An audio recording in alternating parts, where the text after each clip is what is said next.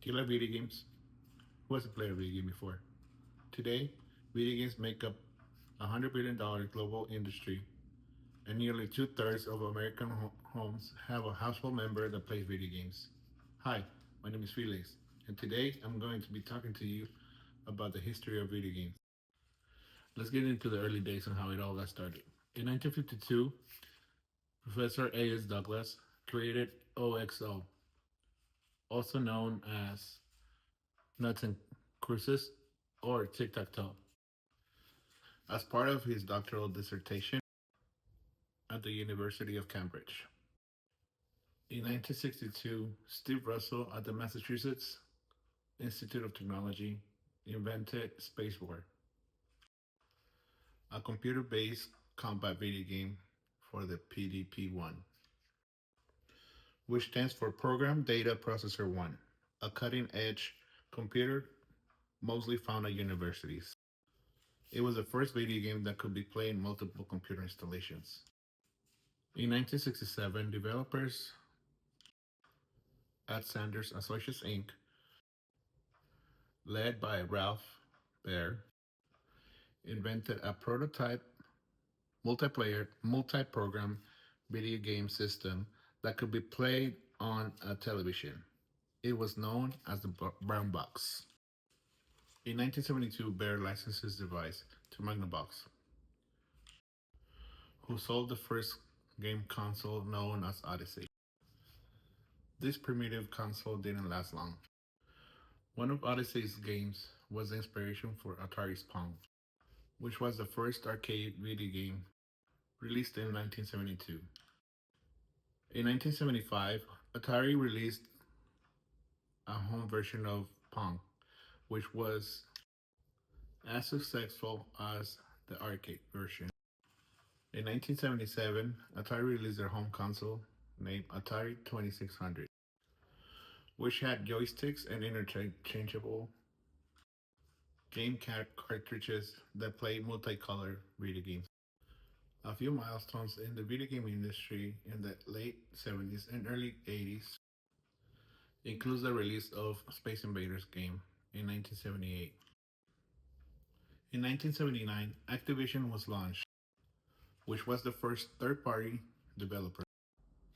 Japan had some major introductions to the US with their characters Pac-Man and Donkey Kong from Nintendo, which introduced the world to one of the most famous characters, Mario. In 1983, the North American gaming industry experienced a major crash that lasted for a couple of years. This led to the bankruptcy of several video game console companies. Nintendo became the most important and dominant video game company all through the 80s.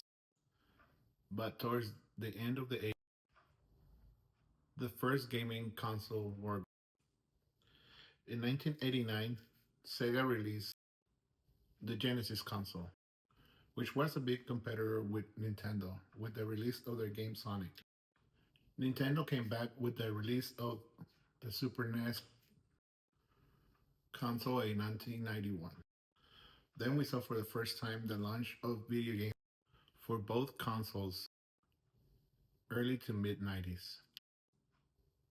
We witnessed the rise of such games as Street Fighter II and Mortal Kombat. In the mid 90s, we saw these two video games come to the big screen, as well as the Super Mario Bros. Movie. In 1995, the video game industry introduced 3D video games. Sega introduced their Saturn system, while Sony came into the scene with the introduction of PlayStation, which sold for $100 less than the Saturn console.